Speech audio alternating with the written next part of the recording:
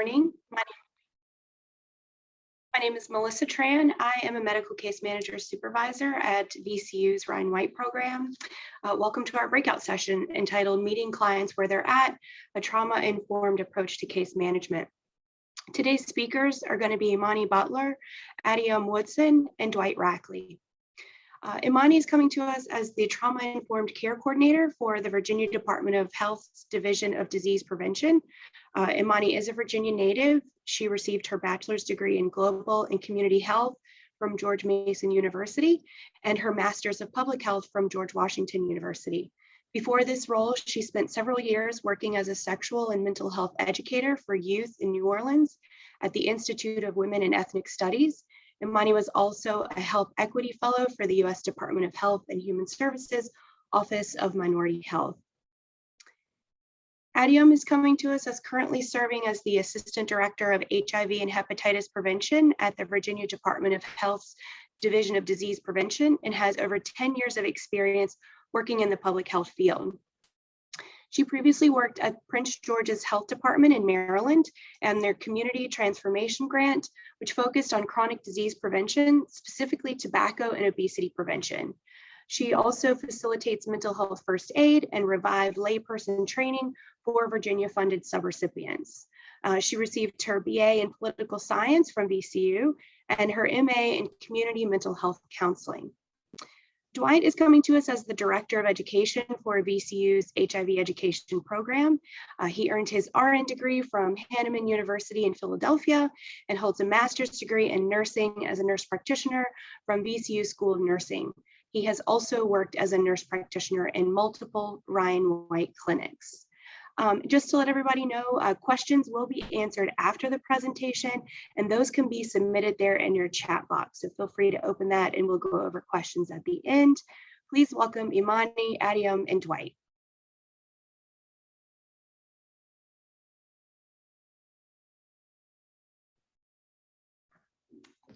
I had checked. Good morning, everyone. It's still morning. I'm Adiam Woodson.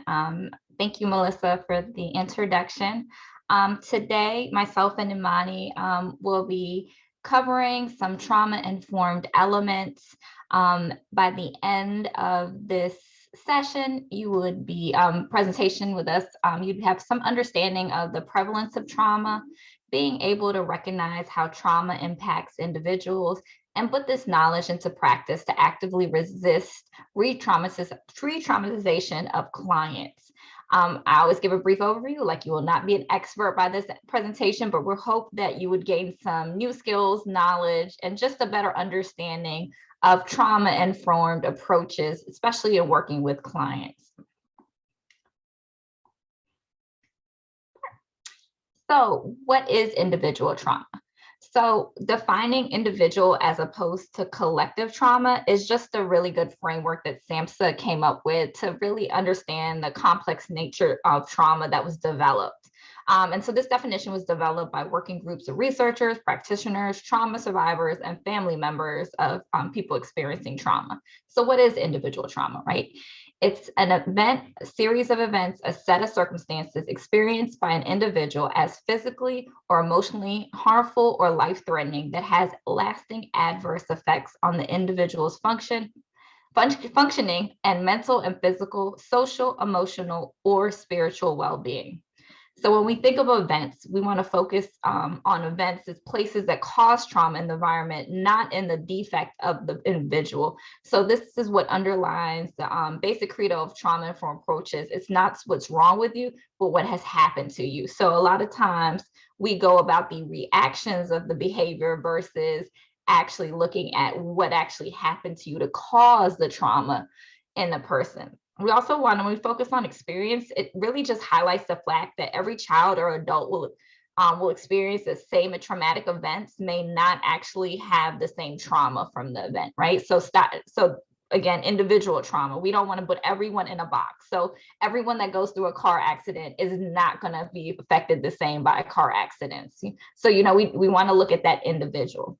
And then identification of like broad ranges of potential effects, right? Reminds us that our response must be holistic when we're dealing with someone in trauma. It's not enough to focus on the symptoms or behaviors, but really our goal is to support, whether it's a child or to learn and grow, or an adult to live a satisfying life, like to be able to cope with the trauma that they've experienced and be able to live this satisfying life and not have it as debilitating to an individual.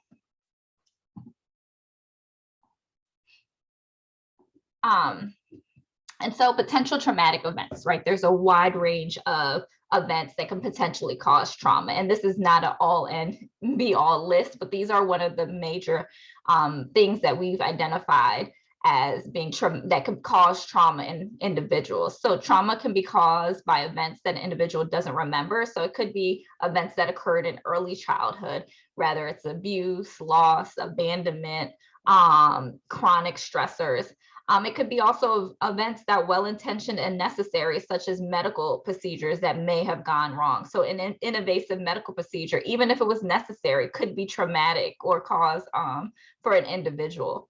It could be by an event that didn't happen to a person, but to the group that he or she identifies closely with, as in slavery, the Holocaust, genocide of Native American people. It could be widespread terrorism, war, all the witnessing violence, all those could also be rather epigenetics, which is chronic stressors that are passed down from your DNA, or it could be secondhand trauma of witnessing something or learning from it, and that includes poverty or racism. And then over time, chronic stressors can accumulate to cause trauma. So these chronic stressors that reoccur end up getting folks to end up having trauma, and it could be a long-term effect. And it's really important to emphasize that many people experience multitude of traumatic experiences over a lifetime. So while immediate focus might be on the recent event, the individual's reaction may be from an event earlier in life.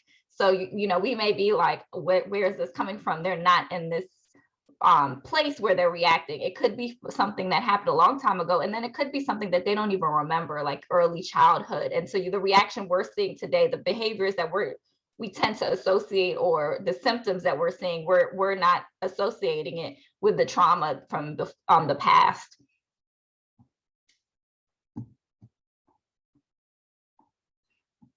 So when we look at prevalence of trauma, most people exposed to trauma experience mild to moderate psychological distress, but eventually return to healthy status, similar to prior trauma. So you can think about it. I've been hit, been sitting at a light, and I've gotten into a car accident and someone has hit me. So for like 6 months, I would tense every time sitting at the light as a car is pulling up behind me, because my brain is still operating in that time of when I got hit from behind. Now, eventually over time, now I'm not dealing with that same trauma experience, because it was mild or moderate. It eventually, over time, the levels of stress and the feelings have passed over. And so, but there's a good portion of people that are exposed to the trauma events that develop chronic symptoms that could be deliberating and last for several years. So we know that exposure to trauma is ubiquitous. 7 out of 10 respondents worldwide and 9 out of 10 adults in the US report experience one or more lifetime traumas. So some of those folks, the trauma is debilitating and can last for several years. While we may be talking mostly about individual trauma, it's also important to note that trauma can be cumulative, the results of repeated unaddressed exposure to trauma over the course of a lifetime and across generations. Remember, I mentioned that epigenetics, which is a whole separate presentation in itself, talking about how trauma is passed down through DNA and cross generations. And so, as I mentioned before, it could be that chronic stressor of, racism, poverty, mass genocide. We talked about the Holocaust or slavery, Native Americans. Those things can go across a lifetime and across generations, and it could increase the prevalence of trauma in individuals. When we talk about trauma brain, and so trauma brain is basically equals a dysregulated brain, right? So traumatic stress changes the way our brain works. So it causes an overactivation of our amygdala, which acts as the body's alarm system. So this means that when reminded of a trauma, the amygdala responds the exact way as if we were experiencing the trauma for the first time. It causes the person to go on high alert all the time, make them feel like they're constantly on edge. So remember when I mentioned that for those brief 6 months, I was on high alert every time I was sitting at the red light. My body, my mind was already went into like, I'm about to get hit. But it's that body's natural response. There's no way. It's like my body and is like giving me alarm system, like kind of like a fire alarm, like, hey, there's a fire, and it doesn't let you necessarily process that I'm okay. So it automatically triggers that. And so on the other hand, the hippocampus, which is the response for differentiating between something that I'm living in currently or in the past, shrinks. So when someone is exposed to a trigger, and so it could be sitting at the car, it could be a smell, it could be a touch, it could be the sound that brings back memories, or a voice that was similar to a traumatic event as a child, would likely experience like walking outside, and then you may experience it basically re-triggers, and it doesn't allow your brain to really differentiate, is this a real trauma or if this was something I'm really experiencing right now. And in that moment, the threat is real, and they will react as if they were in the danger in the present time. So if you think about it, a smell of smoke could trigger a childhood memory of your house burning down. And, you're in that immediate reaction of it, and you're not really sure what's going on, but your body is reacting, your brain is automatically regulating that we're in a danger, and danger is present. And finally, it decreases the function of the prefrontal cortex, which is responsible for that logical thinking, right?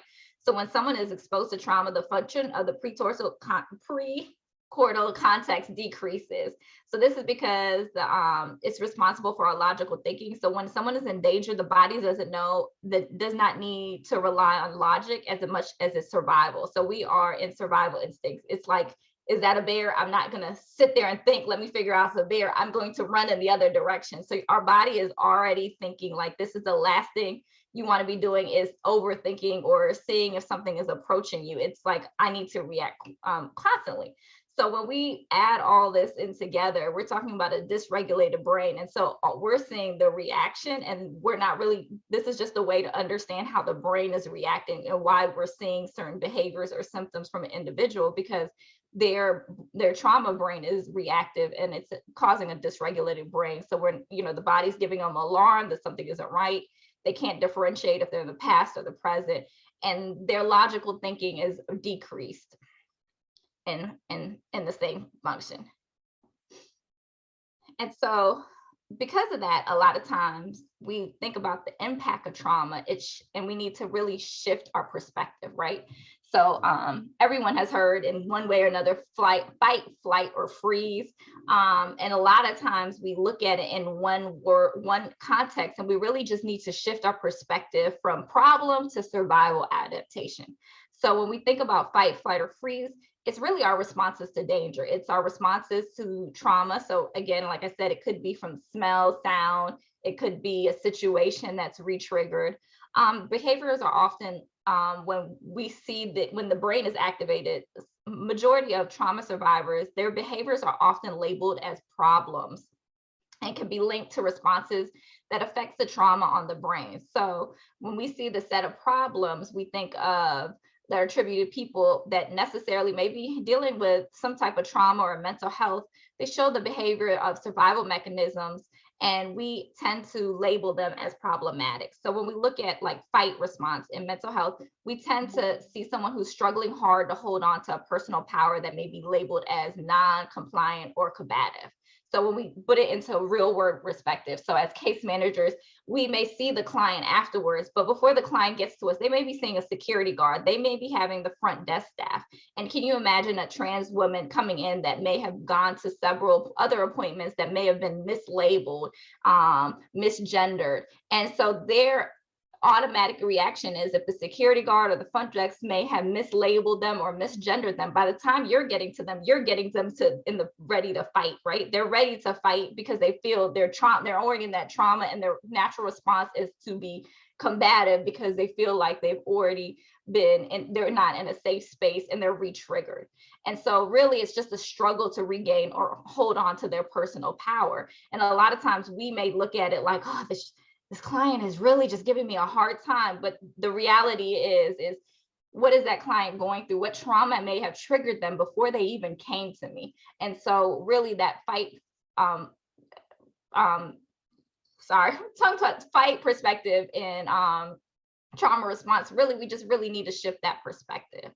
When we talk about flight, we're thinking about someone who's emotionally withdrawn or disengages too much, may be labeled as treatment resistant or uncooperative, right? So, we really are, our main goal for that person is, we really want to get them on medication management. We want to get them, if they're HIV positive, a person living with HIV, we want to get them medicated, virally suppressed, but that person may be having other traumas, or they may have had medical procedures that could have been traumatic to them as a chronic stressor. And so they're really disengaged or withdrawn, and there may be, and we look at them as treatment resistant, uncooperative, like why? And so we really just need to shift that narrative again to understanding their survival adaptation. And then our third one is freeze response, which is someone that just gives in too easily to authority, may be labeled as passive, unmotivated.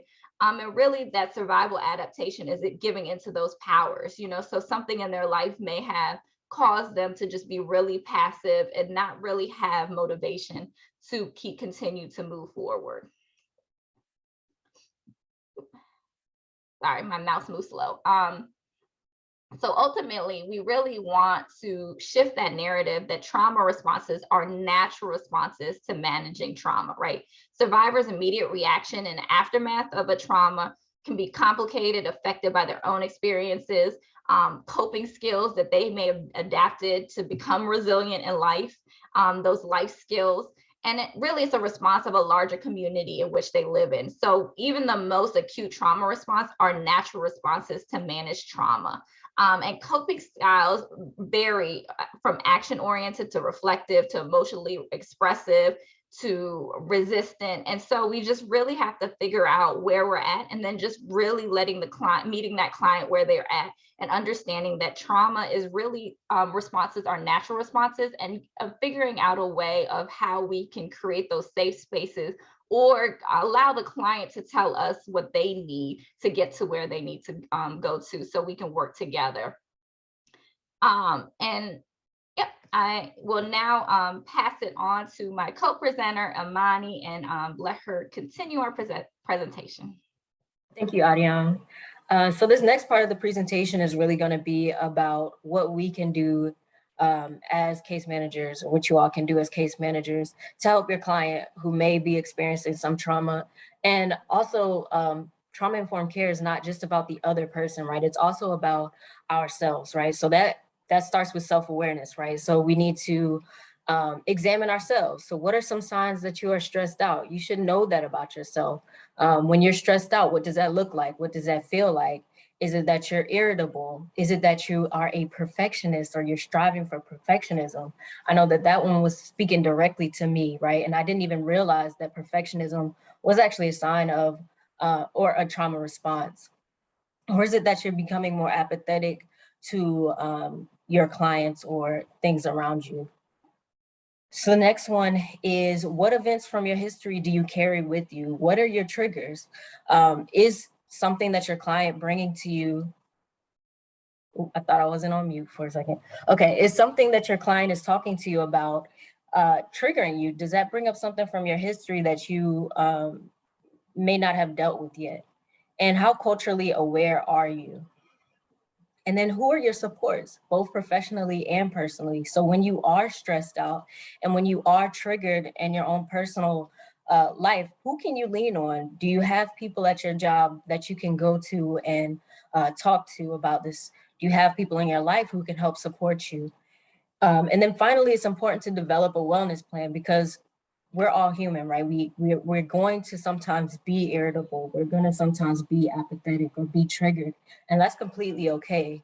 But what can we do to kind of alleviate some of that? And if it means maybe taking off work or leaving work at work, right? When it hits 5 o'clock or whatever time your shift is over, are you able to put those things down and look inward and focus on yourself?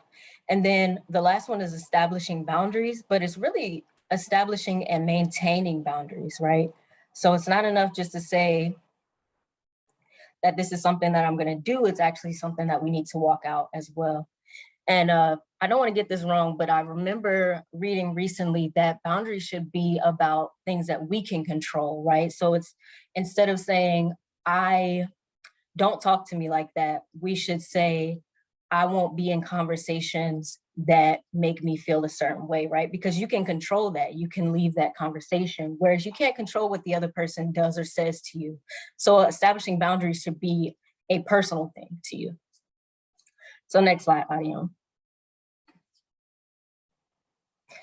So some warning signs of compassion fatigue can look like some of these examples here, but it also can be outside of this as well. It could be exhaustion, anger or irritability, reduced ability to feel sympathy and empathy for your clients. You could be maybe having a heightened sense of anxiety or irrational fears. Maybe you're more absent than what you were. So experiencing more absenteeism where, you know what, today, I can't do it. I don't want to go into work today. Or it could be a diminished sense of enjoyment of career, right? So things that you used to love going to work and doing, you don't feel that way anymore. Next slide, Adia. So the next step of this is really just shifting our mindset to person-centered thinking. And that this first question is really probably the most important, and I'll continue to come back to it, but it is, who is this person and what is important to them? So it's important for us to get to know our clients as individuals and figure out what it is that's important to them, right? So being curious, curiosity shows that you care. And the things that they tell you that you may not get from a case file can help you inform, a health plan that works best for them. So the next one is aims to change common patterns of community life. And really what this is getting to know who in the community can help your client create the best health plan for them, right? So it's important, of course, to know your community, but also, does your client's community look different from yours? Are there things in their world that can help propel them along this path? And this is important really because it creates sustainability beyond just us, right? In our community, it helps them actually tap into their community in order to create a health plan that works for them. The third one is fundamentally challenges practices that separate people and perpetuate controlling relationships. And this just calls for us to be disruptors, right? So being able to, and not for us to be the disruptors, but helping to empower our clients to be disruptors, to call out maybe some of those relationships that aren't beneficial to them, or name, or maybe even separate themselves from some of those relationships that aren't healthy for them. But it's important for us to empower them to be able to make those decisions and make those moves, because it's not something like, oh, that person isn't good for you. You need to move away from them. They have to come to that themselves. The fourth one is honest person-centered planning. And this is calling for us to be honest. Sometimes we can't give our clients everything that we want to, right? And it's okay to say like, hey, I can't do this, right? There are certain things in place that prevent me from doing this. You can explain the why, or also just being honest in the plans that you create together, right? So I understand that you want to do X, Y, and Z, but right now we can only do Y. And understanding and explaining that why, and that goes back just to having dignity or respecting the dignity of our clients and showing them respect. And then finally is assisting people to define and pursue a desirable future. And this is really important in helping them name and really have a clear sense of what their goals are, how committed to those goals they are, and to actually having the courage to see those goals through, right? So making sure that our clients have agency in those health plans that we set. Next slide. So I'm going to go through 9 strategies for supporting your clients. The first of which is reflect, empathize, and validate. So we really want to verbally reflect their emotional state, offer empathy, and validate their emotions. So again, this goes back to being honest, right? So if there's something where they call you and they're really upset with you because you didn't answer their calls for a couple of days, it's okay to say, I understand why you're upset, right? I missed your call for 3 days, and I understand that you really wanted to make this appointment. I want to offer my apologies, and I apologize, and I'll move forward or do better going forward. The next one is to be concise. So we want to use short sentences and simple vocabulary and just slow down, take our time, right? When I go into the doctor's office, I don't want them speaking to me at 50 miles an hour and using all these terms and things that maybe if I had the time to go through and write out and research, I could figure out. But I shouldn't have to do that, right? And that the same goes for our clients, right? When we explain things to them, we should keep it simple, right? So that they can ask their questions and it can be conversational. The next one is repetition, repetition, repetition. So this is important whenever we're making requests, setting limits, offering choices, or proposing alternatives, right? So the more that we repeat things, the more that we can kind of keep them in our minds, make sure that we understand each other, right? So if someone is constantly repeating something, then I know I should pay attention to that. Or if I may have understood it this way, but the next time I hear it, I can understand it differently. Next slide, please. So the next one is identify wants and feelings. So all persons should be asked what their expectations are. And that goes back to that first question that I mentioned. Who is this person and what is important to them? So we should ask our clients, what do you want to get out of this? What would make you happy, right? And again, it's okay to offer transparency here. So we're not always going to be able to do everything that our client wants or be able to give them everything that they need. But I think what's important is just being honest about it and letting them know, explaining the why of why we can't do that right this second. And then taking your time to really make sure that they understand why it is. So it's not just me saying, no, I can't do that next.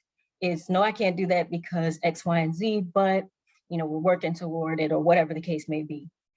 The next one is actively listen.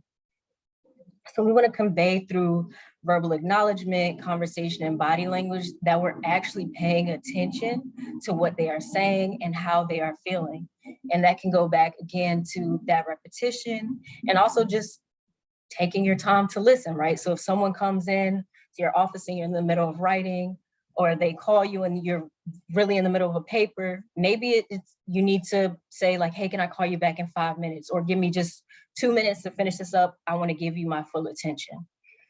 And then the next one is agree or agree to disagree, right? So whenever possible, we should agree as much as possible.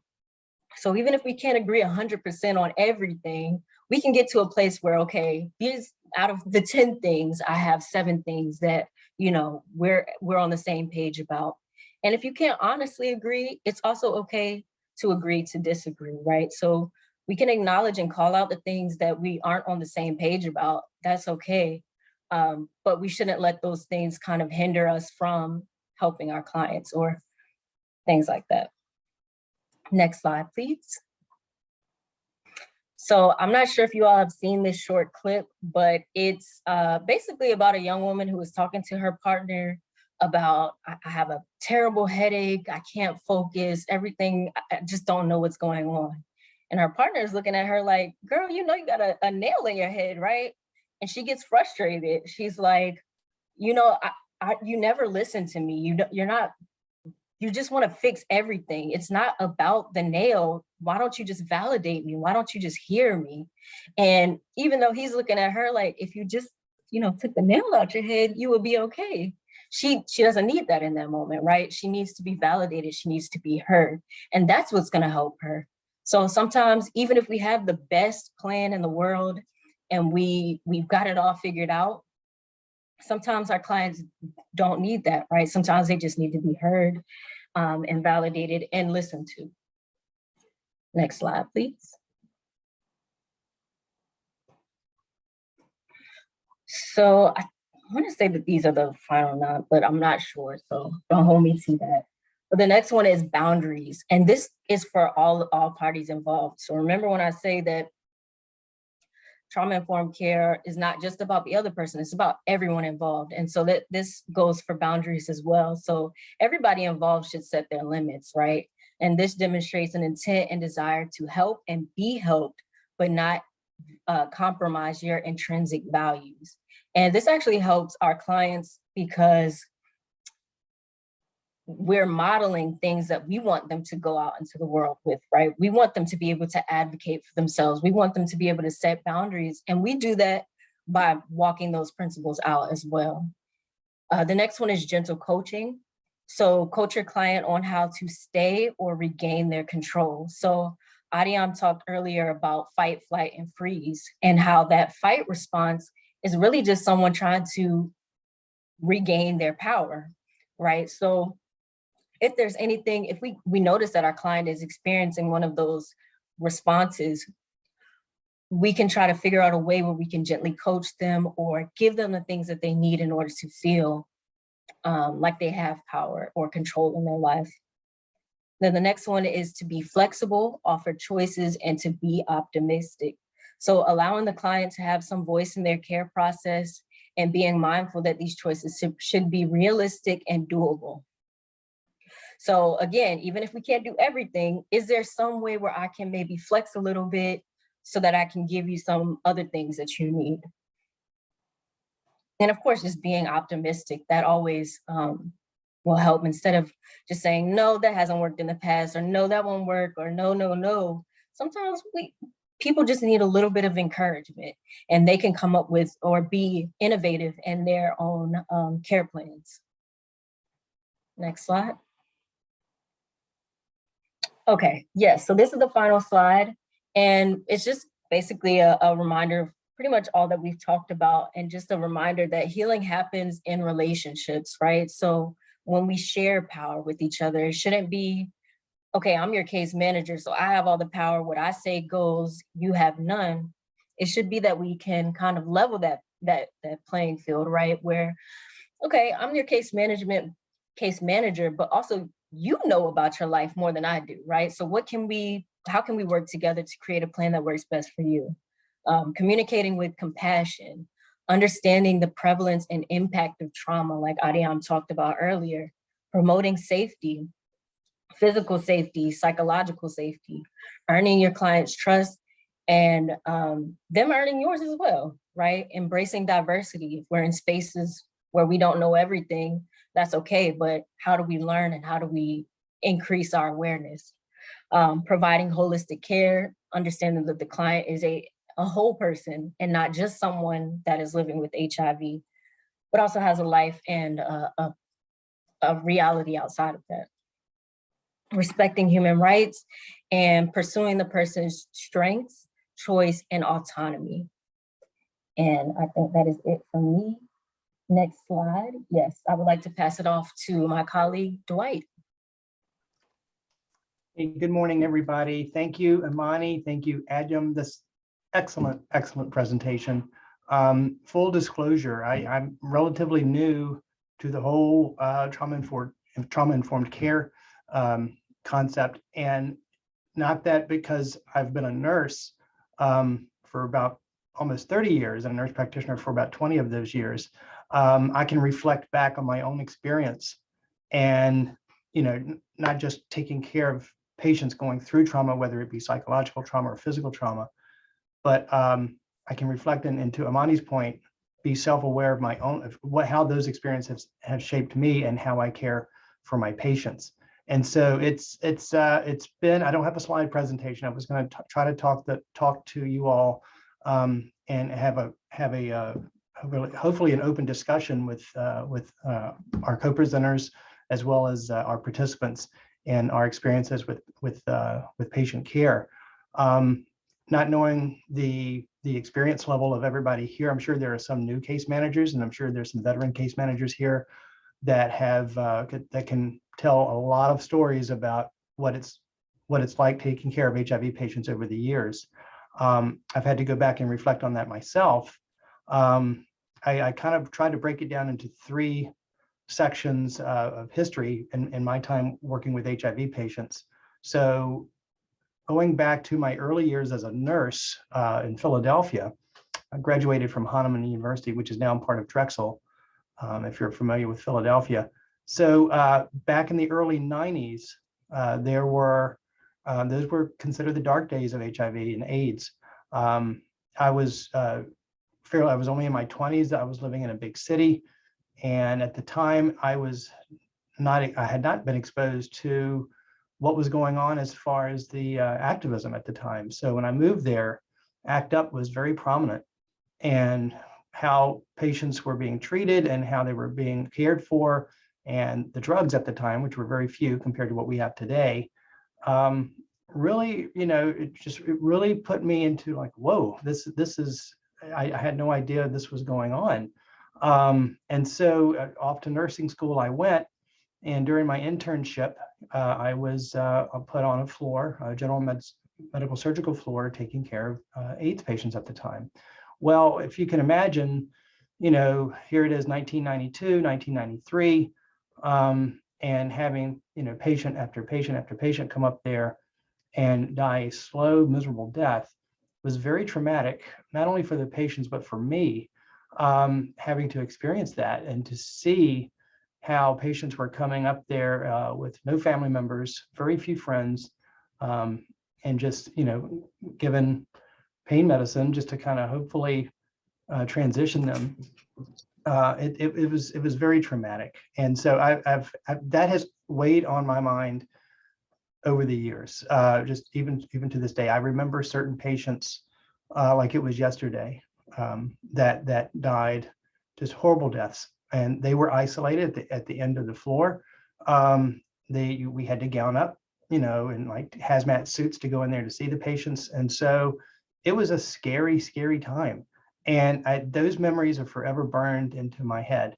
And so fast forward to the early 2000s. So now I'm back in Richmond, and I'm taking care of patients, and the drugs have gotten a little better. But we're having a lot of patients come in newly diagnosed from the emergency room, and now they've got pneumocystis pneumonia, or they've got CMV disease, or they've got wasting syndrome, which, we see that some now, but not compared to what it used to be. It was still traumatic. There were still patients coming in that have been shunned by their family. Their diagnosis was traumatic to them. Finding out, you're 25 years old and your T cell count is 10 was very traumatic. They've got AIDS, and the likelihood of them, having a very prolonged, successful life was in jeopardy. So it was very, again, very traumatic to me, as well as to the patient, having to tell the patient, sometimes if their family was there, what was going on. And I can remember quite a few times the family members would come in with the patient, and they would not, they didn't know why their family member was there. They were told they had cancer. And so, I had many patients, family members just get up and leave. And I did have one particular patient whose mother came in with her. And after we discussed her diagnosis and what everything was going on, the mother said to me, and they lived out in the country, way out in Western Virginia. They drove all the way to Richmond for her care. And the mother says to me at the end, well, thank you very much. I appreciate that. But do we have to keep burning her clothes now? And I was just dumbfounded by that. I was like, what do you mean burning her clothes? And she said, well, we don't wash her clothes with the rest of the family's clothes. She has to wear the same thing for several days, and then they were burning her clothes. That has forever stayed in my mind, just because of the stigma that was going on at the time. And we still have HIV stigma today. And so, I mean, that was not that long ago. That was only in the early 2000s, 2000, maybe 5 or 6, that we were still having patients come in stigmatized and having these these whole things of ideas that HIV, it's bad, you've done something wrong, we can't wash your clothes now, you can't, the whole thing of can't use the utensils and the glasses and so forth. All the stuff that we had heard from back in the 80s and 90s was still going on at the time. And so that was very hard to deal with as well. And then go up, say, another 10 years. So now we're in the 2000 teens and up to present. And what I had experienced at that time were younger and younger patients.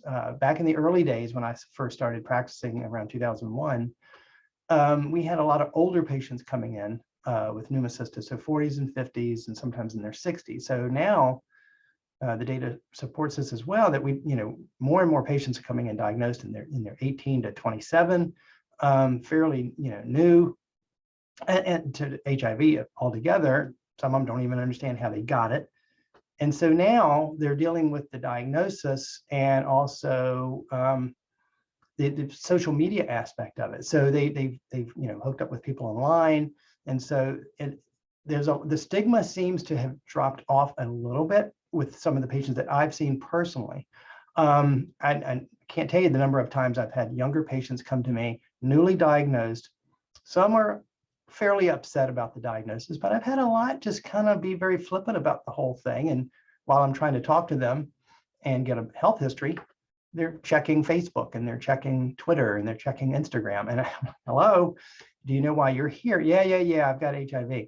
And so it's what a huge night and day difference between 20 years ago when people were coming in crying and upset that this was it, my life is over, and now flash forward and we're on Facebook at our office. So it's been a very, very interesting time with HIV and how we have gone night and day.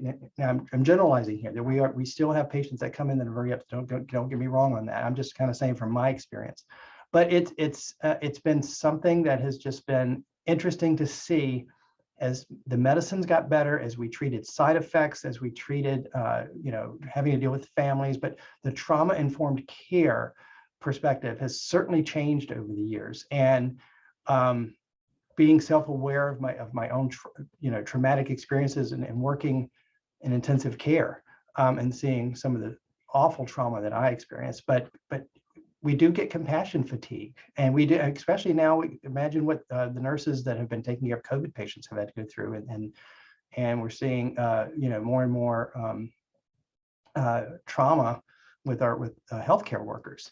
So it's been a journey, and it continues to be a journey. I'm so grateful that getting patients undetectable is a wonderful thing. We still have issues, we still have stigma, we still have problems getting patients, and long-term therapies are here and more on the horizon. But I do remember another patient that I had many years ago that came in as a referral from one of the local hospitals here, who was diagnosed in the emergency room. He came here. He's a patient that I still know. He's on the autistic spectrum. And he still continues to be an excellent patient. But the trauma of his experience being a kid at the time on the spectrum, coming in with a new diagnosis, and having his family with him at the time of the diagnosis, I thought that was going to be a huge challenge. And it turned out, by having a good family support system, it turned out everything worked in his favor. Even though, like I said, it was very traumatic for him and his family to see him go through this, because he was not out to his family. So he presented in the ER very sick. So having to deal with an AIDS diagnosis and his sexuality was very traumatic. And so, but having a good support system, a good family support system, everything kind of worked in his favor. The patient never missed an appointment. His family always came with him, and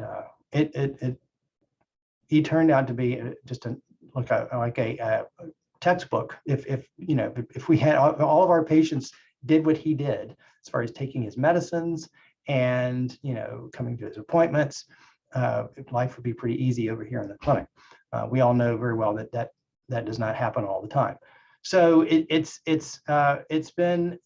definitely a case by case basis, and we've all experienced patients before that come in, they think they've got their act together and everything is going smoothly, and then something happens and they're off the rails again, and we have to work really hard to get them back to being undetectable. I remember another patient that I had who I can't imagine how this patient of mine was. He's still living. However, he was diagnosed with AIDS many years ago and was doing well, worked as a truck driver and drove all across the country with an 18-wheeler, and was taking his medicine and doing well until he came to me one day and thought he had strep throat. It was just a normal visit. So, we worked him up and everything, gave him some medicine. He called me back a few days later and says, I've got this huge knot under my arm now. So had him come back in, and sure enough, he had like a huge egg-sized lump under his arm. Well, after we got him worked up for that, come to find out he had lymphoma. So, off to the oncologist to get worked up, goes on chemotherapy and does well, and then goes into remission, and only to have it come back again more aggressively. So long story short, he was diagnosed with AIDS. He was able to get undetectable and was doing well. He's had 2 bouts of very aggressive lymphoma, 2 bone marrow transplants, and continues to do well. And all this time, I hardly ever heard the patient complain, which to me, I cannot imagine going through what he went through. So not only to have cancer, bone marrow transplants, and AIDS, but never complain. So it's people, we all have patients who are inspirations to us where, we can have a bad day and, a meeting gets canceled or something happens, or, but to look at our patients sometimes to see and to remember what our patients have gone through can certainly make us very humble and remember, our priority of getting them undetectable and helping them get through this. It's a remarkable thing. And trauma-informed care has been something that I've since getting, going to several conferences and hearing lectures or plenary sessions on trauma-informed care has really opened my eyes, not only to my patients, but to myself, to what I've experienced. And I would love to hear some of your stories. And case managers, bravo and kudos to you guys, because I tell you, it takes a village for the clinicians and for the attendings and all of over here to take care of patients. If we didn't have social workers and case managers, we could not do our job to work to help with our patients. So very, very grateful for everything you guys do, and just thank you so much. And thank you for inviting me to this. And I'm hoping that, we have some good Q&A over here. And Amani and Adyam, thank you so much for your presentations today. And that's all I'm going to say. I'm going to be quiet for a few minutes and see if we can open up and get some Q&A. But thank you so much for having me today. I really, really appreciate being here. Thank you again. Thank you to our presenters. That was really great. So we are now going to open the floor to questions. If you want to ask a question, please submit it in the chat box. And I'll be going through and reading each one. I've got a couple of questions from Safri, but everyone else, please take a moment, type in if you have a question. So if the presenters are ready, I'll go ahead and start asking the 2 questions that we have. The first one is, how does trauma affect engagement in HIV care specifically? So trauma and antiretroviral medications, empowerment, voice, and choice.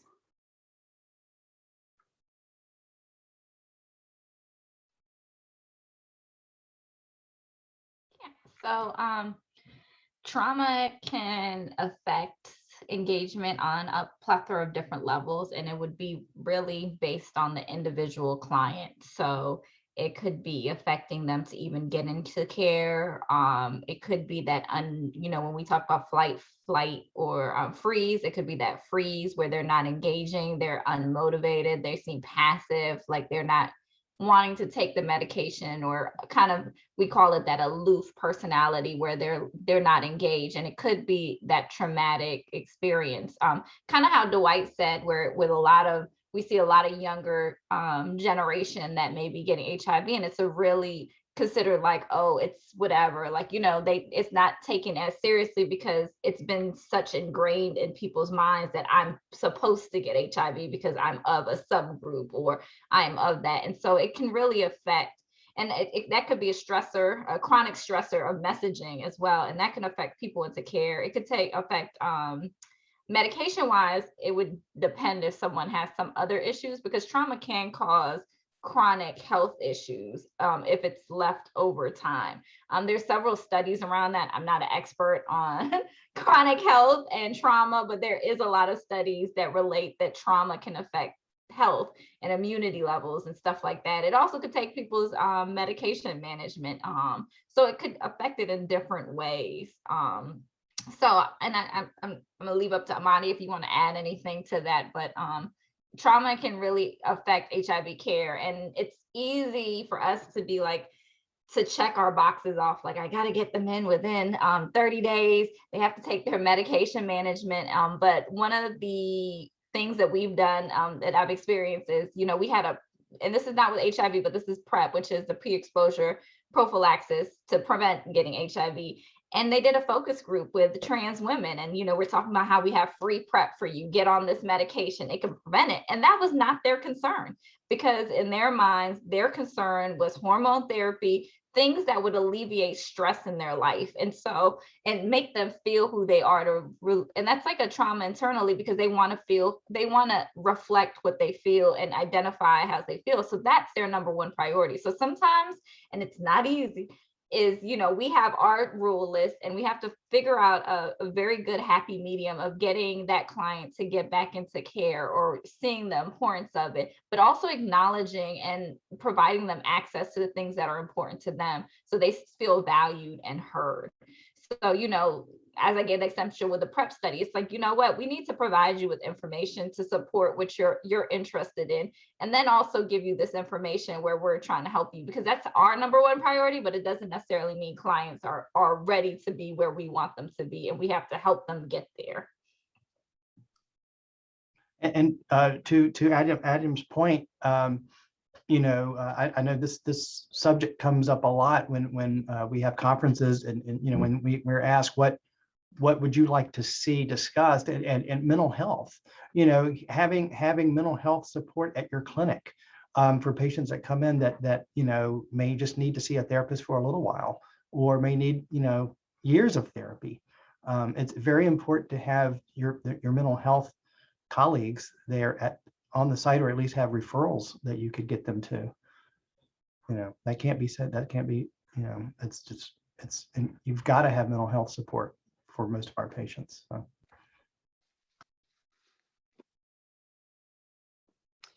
Great. So the next question we have, it says, how can we realistically implement the SAMHSA's fifth principle, which is the empowerment, voice, and choice, knowing that policies and guidelines could be different from people's daily experiences in all areas, including public and private?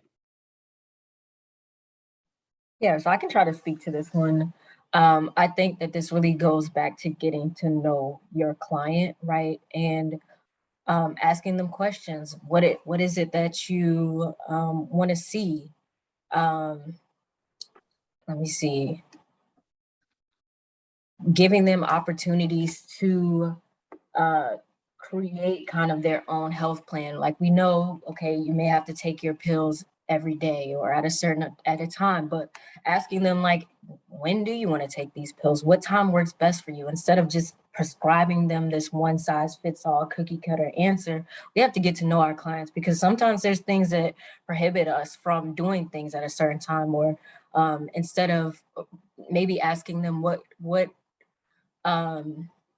when is the best time to go to your appointment, not just scheduling something, but having them have their own input into that whole process. So even though the policies and procedures look different, there's always opportunities for us to empower our clients and to encourage them to use their voice. And that may even just look like, okay, when you go to your doctor, what are some questions that you want to ask them, and role playing with them. Sometimes I know for myself and for my friends, sometimes when we go to the doctor, they run through everything and it's kind of, that's it.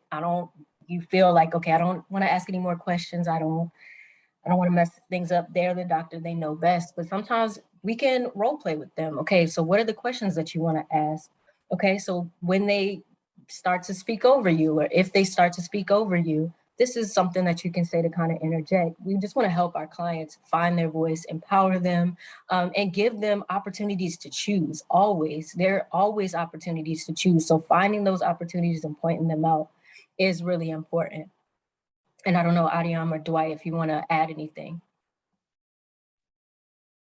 Yeah, I would agree with Amani. And then it's also like, when we think about it, about the empowerment choice, it goes back to that other, that one thing where it said honest person-centered planning. So if you're already upfront with who you're working with, of the limitations, like I used to work with people experiencing psychosis in DC. And so, they're in a really frantic, so you're thinking someone that may be schizoaffective, dealing with schizophrenia, bipolar, off of medication. We're trying to get them on medication management. And so we have to give them those options and validating their feelings, but then also being really honest about our limitations and what we work with. So I'm giving you these options. And then that goes back to that repetition that Mani said in her presentation. Like, we need to repeat what we're saying, using short sentences, simple vocabulary, really meeting people where they're at. And some simple thing of just like reflecting, emphasizing, and validating. So I know, like, on some of our forums, they're not all gender inclusive. And so even though we know when we report for HRSA that it's a lump category, we could still have that lump category check, but then give those options underneath just to validate the people we work with.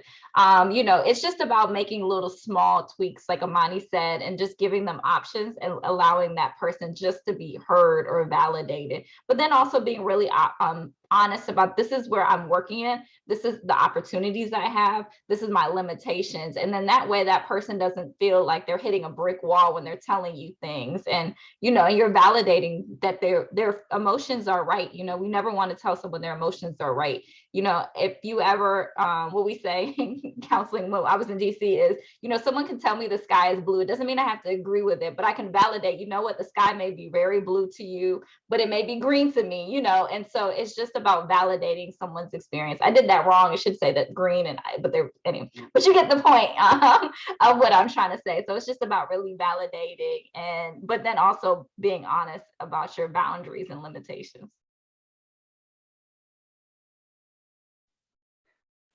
Adiam, I actually had a follow-up question to what you were just saying. Could you give us an example of what like validation would look like? Because I feel like, we say that a lot, but it may be hard for some people to conceptualize when they're sitting in front of a patient who's maybe being combative or having a hard time. So I think sometimes it just depends how the appointment starts. And I know Amani gave like a brief example about like returning phone calls. Like, so, I know if anyone's worked in this field long enough, you have those clients that everything is an emergency to them, but it may not be an emergency necessarily to what we're doing. And we may not have that time to get to that emergency, but it's still, it's validating them and like reflecting them. And if they are angry or combative, it's like giving them time. So some options are having them sit, hey, I can't really understand you when you're upstairs yelling. Can we sit down and talk about this? I really want to hear what you're saying. Like, what you're saying to me is really important. So for me to better understand it, can I get you to sit? That helps lower the adrenaline now. Sitting, if anything else, if you ever have a discussion and there's a client that's not really frantic or upset, having them sit with you in a corner just elevates them. The dopamine goes down. It gives them in a relaxed setting. And then really just letting them express themselves and be like, you know what, this is your range. And regardless of how they may be yelling, their language may be inappropriate. And that's where that self-care for yourself is important. So that way you could just know that this has nothing to do with me. Their reaction is a reaction of what they're experiencing or how they feel. And it's not necessarily directed towards you. They're just in a traumatic state of mind. And just like, it could be just ignoring them. It sounds like you feel really angry about this, right? Then you be empathetic. Well, let me be sure what I heard is what you said, and then validating their emotions. You have been trying to reach me for the last couple of days. Maybe you couldn't get your medication. If that's the situation, and answer your questions are very important to you. And I understand why you're upset or don't feel this way. Can I help you now? And, revalidating their emotions, addressing, being empathetic, and then just giving them another solution of, okay, this is what I can do right now. Will this work for you? And then putting that question back into them. I think sometimes when we ask the question back, it helps them feel like they're empowered in the answer and the choices. And so that really is some few helpful. And I know Imani probably has way more helpful tips. So if Imani, if you want to chime in, or Dwight, please feel free. Yeah, I was going to say that in my experience, just going in for the first minute or two to see a patient and get a reading from them, get a temperature check on how they're dealing it. A lot of time, you never know when I open that door to go in to see the patient, what I'm going to get.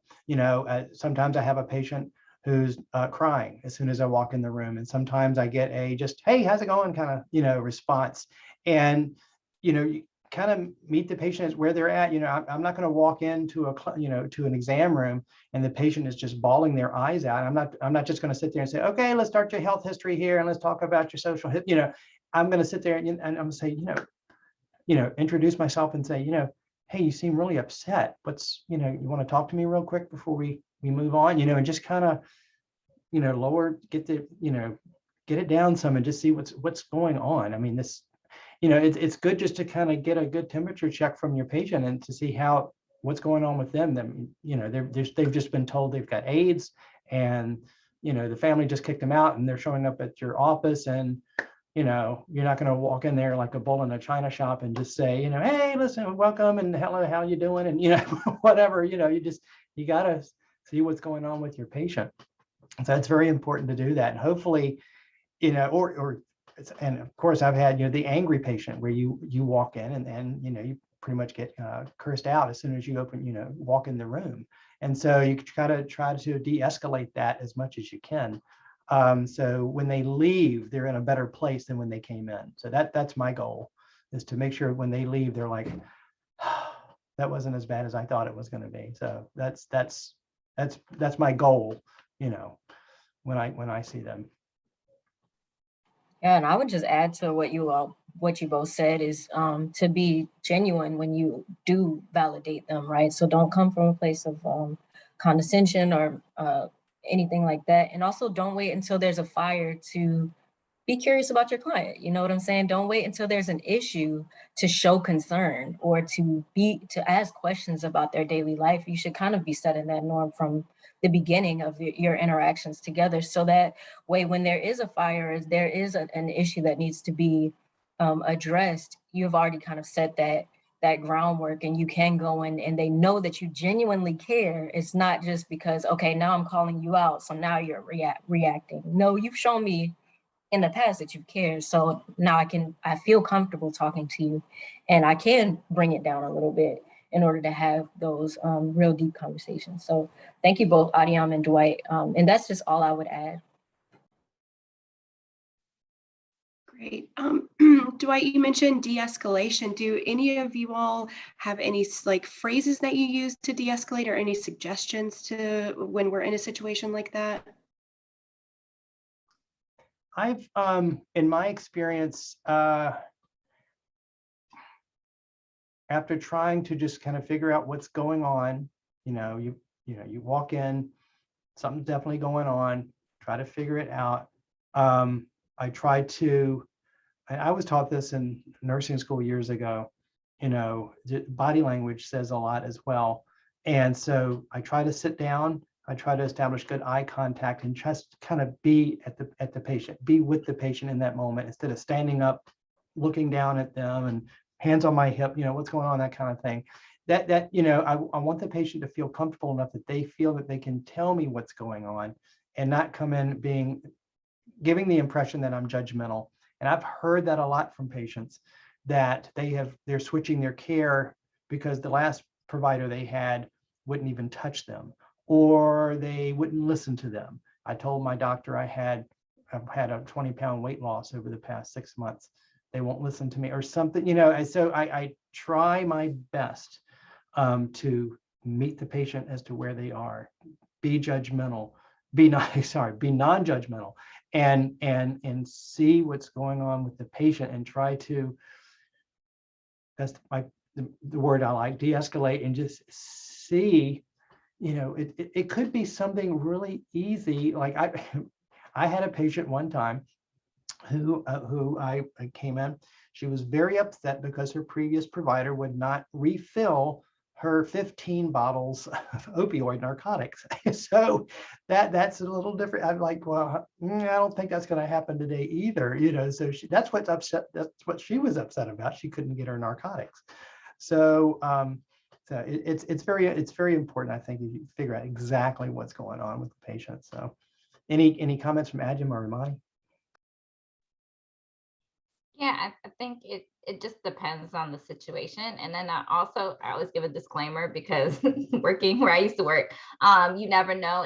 You have to also assess the situation for your own safety would be like my number one thing. So if something is not going to be safe to you, don't put yourself in a predicament where your back is to the wall and you're not near a door. Because again, when people are in that fight or flight, mode, you never know the reaction you're going to get.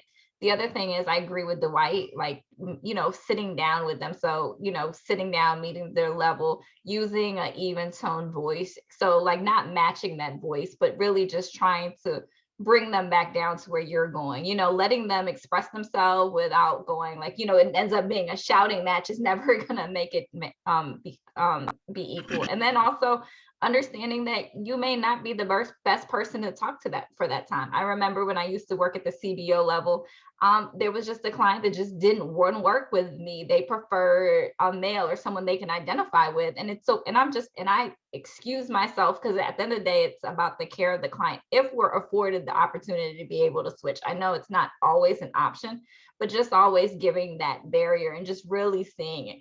I think some agencies even like let clients be able to pick who they want to work with. It's not as feasible as I'm saying, but it just gives the client an opportunity to feel empowered in their care. And as Imani said earlier, it's really like creating that momentum with the person or that connection with the person before a fire happens. So that way, when you bring them back down, they have that connection. They know who you are, especially if they're experiencing something. Trauma can be, like we said, a smell, a sight. Dwight mentioned how they left another provider. A noise at your agency could cause them a trigger, a smell that reminded them of how they were treated in their other provider or their care. So, just really assessing that person as a whole and just looking for body language cues, making sure our body language is cued as well. And I think that's why that self-awareness part is really important, because I know you guys have been working, anyone in any type of public health field has been stressed the last 2 years. And, we have to give ourselves grace at the same time to make sure that we're not reacting to anyone either because of how much we've been dealing with and the work we're working with, but really just trying to build those connections. And I agree with Dwight about also having a mental health support staff on staff. So that way they may be able to come in and QA it, or you can always offer it to the clients as a way to de-escalate it. There's actually a hospital in, mine is in Oakland, Oakland, California, that it's a medical facility, but then they incorporated mental health in the medical facility to refer clients to, and it really helped with treatment. It helped with retention and care. It really helped align it. So if there was something that the medical staff couldn't really assess with they would have the mental health staff work with them to get them to where they're needed. And I think that's all I have. So Monty, if you want to chime in at all. Yeah, no, I agree with both. With what you both said. I think another thing is kind of that boundary setting as well. So letting them know, like, hey, okay, we've talked about this from the beginning. These are my boundaries. I know your boundaries. Was a boundary crossed for you? Like, define that. Tell me more about it. Staying curious about.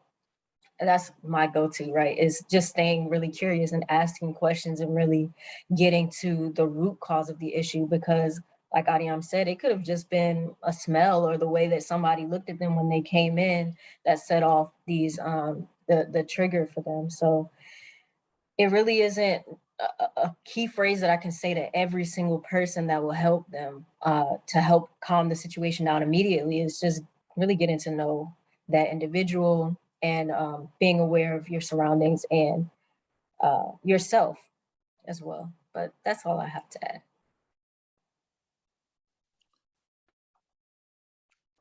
This is Safri. Can I add something? Also, go ahead, Safri. Sorry. Yeah, that's very good. But as a provider, in addition to all you have said, we need to also to support each other when providing services. We know we're serving people who may go through some trauma, but as a provider also, we have our own individual background.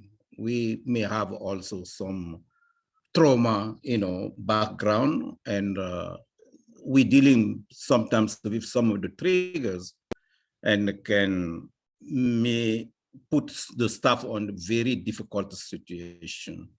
I just given you one example of our ADAPT team, and he spent hours helping a lady to access the medications, have to call the provider, have to call the insurance, and he was on hold. And then the lady has somebody just visiting her, or just somebody come to her room and ask her, who are talking on the phone? And because the phone at the health department was on speaker, we all heard what the lady said. Oh, I'm talking with the stupid guy at VDH. So that trigger, some of the, I will say, the trauma on the staff, who was really discouraged, and it took us a lot education support to explain to them that's part of our job. But also, as a provider, we need to make attention to that. Sometimes we have very difficult situation where the patients are really hyper and not listening. And to answer your questions, if you have some example to give to you, and I have this on my office and help me a lot. Anytime I have to escalate the situation, I look at the little, note on my wall, and I select what I need to use on that type of situation. It makes sense that you are feeling this way, for example. Help me to understand how you feel. Let's talk about way I can help you if you are ready. And sometimes I'm sorry that happened. It's not your fault. I care about you. How can I help you? And we are here for you. And whenever you're ready, we can help you out. So I think this type of tips help sometimes, and to calm some of the very, challenging situation. And we need to support each other while providing the care to people who are traumatized. And the self-care also, we need to take care of that as a provider. Thank you.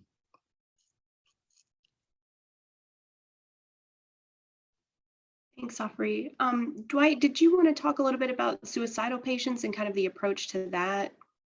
Yes, so I was going to ask Adam and Amani, as well as open it up to the group here, about dealing with patients that start to go down that path of they're thinking about hurting themselves, or they're thinking about doing something that suicide. And so the reason why I bring that up is because I remember having a patient many years ago who came to see me, and whenever he came to see me, he was always crying. It was every visit he came in crying, and we tried to get him mental health services, put him on medication, and no matter what we did, it never seemed to work. And then on top of that, he would miss a lot of his mental health appointments.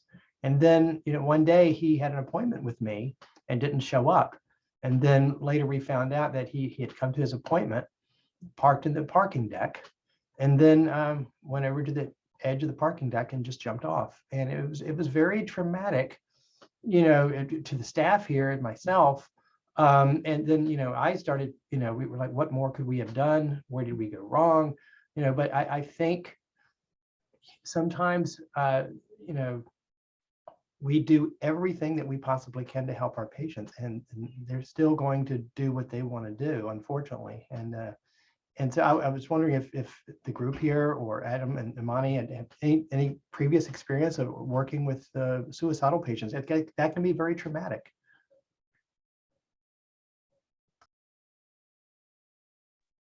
Yeah, I have when I used to do crisis counseling, and it's really hard to identify if someone is suicidal. Sometimes it's not, and it could be subtle things, but usually there's always some type of sign warning. I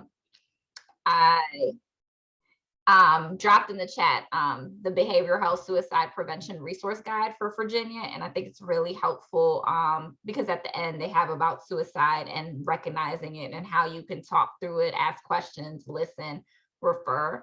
And some of the signs that you can really look for is really the life-threatening signs is when they're saying that they're hopeless, or they're talking about killing themselves. And, a lot of times we'll be like, oh, you're just joking. But, we really have to take those seriously. Looking for ways about weapons, pills. So, someone's asking for repetitive pills that they could overdose on, writing or talking about death, dying. Even the emotional aspect of always crying or feeling hopeless, feeling desperate or trapped, there's no way out, pain, internal tension, panic attacks, insomnias. I mean, there's a list of things that could be warning signs. And my biggest suggestion is to be very direct and assertive and asking and clear if you think someone is suicide, directly ask the question if the person's in a crisis or has, you have some fear, and, don't be afraid to say the word suicide. I don't say commit suicide. I say complete suicide, because commit still has as a stigma to suicide. It makes it seem like they committed a crime or something. So completed is usually the word I like to use or encourage people to use, and just really asking them, like, don't worry about planting the idea in someone's head, because if someone in their mind that they're going to complete suicide, you asking them is not going to give them it in their mind. And so really just ask the question directly, hey, I've noticed some behavioral changes. It's really, I'm concerned, I'm worried. Are you thinking about suicide? Suicide is just basically another way of someone telling us they're in crisis and then not being able to communicate their despair or their hopelessness. And so when you ask, listen, and also just have some resources available, like that, the document I downloaded, if it doesn't post, I can always share it so they can send it out later, about ways to listen and refer. It has hotline numbers. It has the local CBOs, the local SVSs in your area, as well as some other locations. And if you feel like the person with you is suicidal, don't leave the person alone. Call 911 or the National Suicide Prevention Line. Take the person to the emergency or walk them to a clinic or psychiatrist. If a psychiatrist isn't available, go to the nearest hospital. because it's our duties as part of if someone tells us they're suicidal. Now, if they don't tell you, you're just warning, you could ask the question and then I would just refer them or see if I could walk them somewhere together, like, or find someone that can actually do that navigation to getting them there and really warm handoff for that person, because sometimes we still have a lot of stigma around mental health. And so, and you know, it's really a hard thing. And the suicide prevention lines offer multiple languages, 24 hours, 7 days a week. So really you utilize those lines. It also has, that document also has steps for referrals, how to connect, how to listen. We use it a lot at mental health first aid training. And so I really encourage folks to use it. And yes, Angela, you do not leave anyone that says they're suicidal. If you can't stay in the room, see if you can call a colleague to come sit with the person or ask the colleague to call the person for you. So I've had different people at different levels of suicidal ideation. And so it just depends. But the main thing is try to get them into immediate care. Yeah, and it's important to ask if they have a history of depression. You know, to your point about asking them about suicide, or just say something. Have you ever tried to hurt yourself before? Have you ever tried to harm yourself?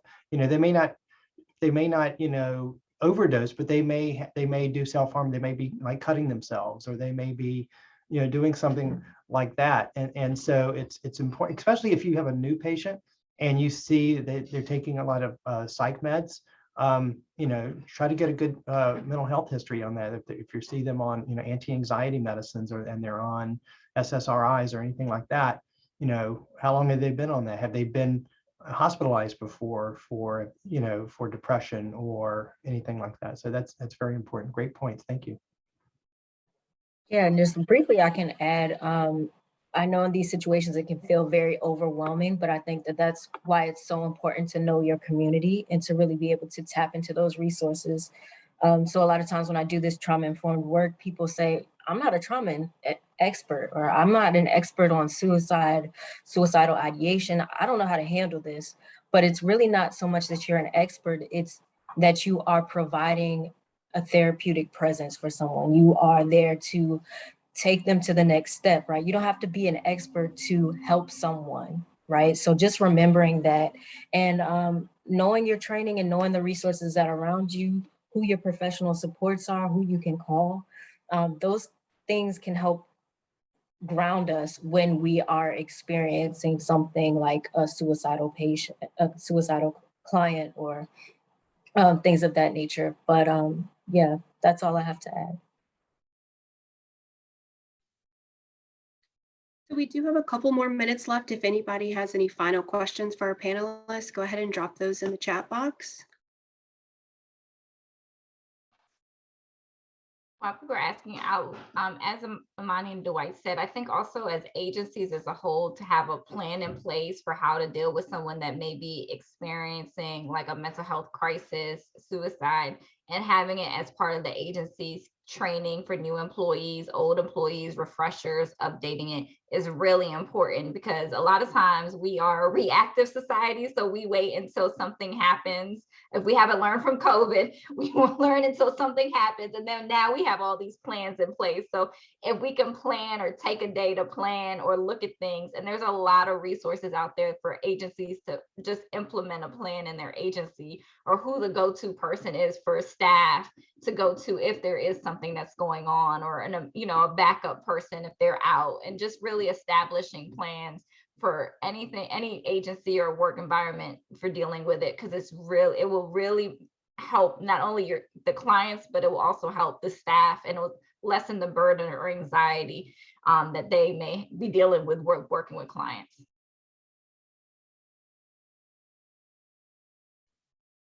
Those are great reminders. Thank you so much. I was just thinking that at VCU, we probably need to revisit that too and make sure that we have those plans in place. So thank you for mentioning that. So I'll do one more last call for questions or comments. This has been a really great presentation. Thank you all so much.